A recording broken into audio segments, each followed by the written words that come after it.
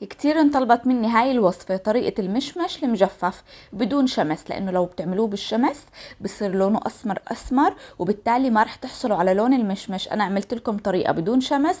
حبايبي لايك وتعليق ضروري للوصفة، عشان اي وصفة اعملها جديدة فورا تصلكم مثل ما تعودنا. عادي تعليق لو بنقطة ومشاركة للفيديو، ونصلي على النبي ونبدأ بأحلى وألذ وصفة مشمش. حبايبي هلا هون انا كبداية جايبة 3 كوب من السكر، مقاس الكوب 250 ملي. رح احط عليهن هلا 4 كوب من المي، كمان مقاس الكوب 250 ملي. تمام حبايبي. وهلا بدي احط ربع معلقه صغيره حمض الليمون. طيب ببعض الدول ما عندن حمض الليمون، رغم موجود عند كل العطارين او اسماء بتختلف، ففيكم تحطوا عصير حبه ليمونه كامله. حبايب قلبي هلا هون انا جايبك 2 كيلو من المشمش، غاسليته كتير منيح ومنشفيته، ما فيه ولا نقطة مي. وبدي ابدأ افرغ البذرة تبعيته بهذا الشكل. شايفين اسهل منها ما في، بنفتحها من فوق ومن تحت للمشمشاي، وبأي عودة بتطلع معنا البذرة.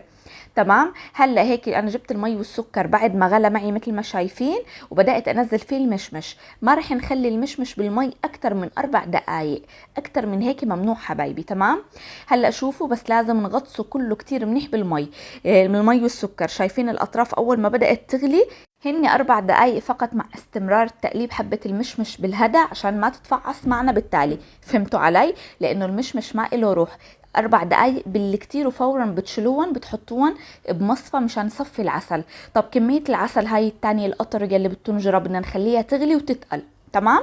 انا هيك خليته بالمصفى الحبات المشمش حتى صفوا حوالي 5 دقايق عبين ما القطر اتسبك معي وصار تقيل. هلا هون جبت صينية او بايركس وحطيت فيها حبات المشمش، واستنيت على القطر 10 دقايق حتى تسبك وتقل معي. وهلا بدير القطر عليه مثل ما شايفين حبايبي، وبغمره بالقطر. هلا هيك بخلي حبات المشمش مغمورين بالقطر حوالي ساعتين بالضبط، وكل نص ساعة بيجي وبقلبن على الشكل التاني على الجهة التانية. كل نص ساعة بقلبن على الجهة التانية، فاهميني؟ يعني بقلبن حوالي 4 مرات مشان يشربوا عسل، العسل اللي تقيل يلي غلينا. تمام حبايبي.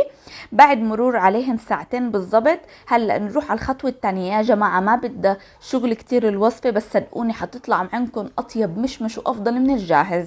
حبايبي هلا هيك بجيب شبكة مثل ما شايفين او مصفى حسب المتواجد عندكم، بس يفضل هيك شبكة مربعة احسن. وبحط عليها حبات المشمش مثل ما شايفين، واذا عندكم منخل ما في اي مشكلة، بس بكبس حبات المشمش كبسة صغيرة، بس بحيث ان تنزل كمية العسل يلي كانت منقوعة فيها. ما نكبس كبسة قوية لانه المشمش ما له روح، لازم ننتبه لهاي النقطة. هلا بجيب شبك تاني مشان اتقل عليه وخليه يصفي من كمية العسل يلي فيه. انا حطيت عليه تقلي حوالي بايركس وصينيه، بايركس وطبق، قالب كيك، المتواجد عندكم فيكم تحطوه تتقيله. وعبيته مي بس مشان يعني يعطي تقل ويخلي العسل ينزل من المشمش. خليته هيك حوالي ساعتين مو اكتر. تمام حبايبي. هلا بنرجع بنشيل التقل من عليه. تصدقوا ما ضل يمكن الا مرحله واحده، ويا سلام اطيب مشمش حتجربوه وحتدعوا لي عليه باذن الله.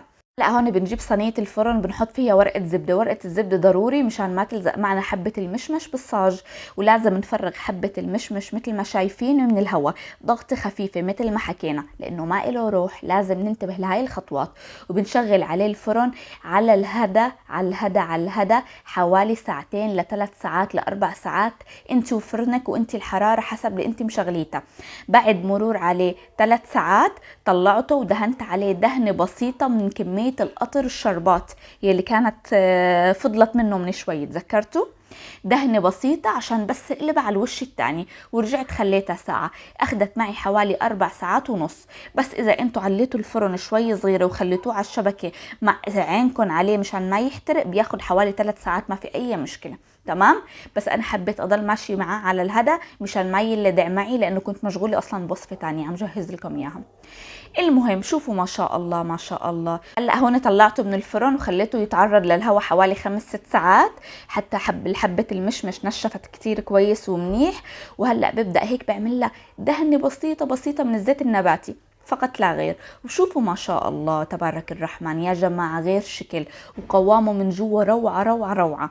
والطعم صدقا انه اطيب من اللي بنشتريه من برا، لانه نحن جبناه فريش وعملناه بالبيت. فسبحان الله طعمة المشمش موجودة يعني مو فاقدة نفسها بطعمتها، فاهميني؟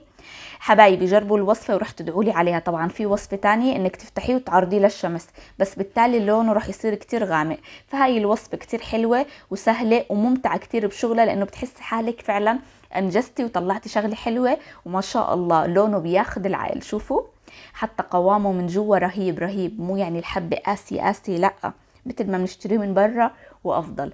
يا رب الوصفة تكون عجبتكم حبايبي. لا تبخلوا علي من لايك ومشاركة للفيديو. اسفة لاني حكيت كتير، بس ملاحظات لازم تمشوا عليها. حبايبي حطوه بعلبة حافظة واحفظوه، والف صحة وهنا. قيموا للوصفة، وبحبكم بالله والسلام عليكم.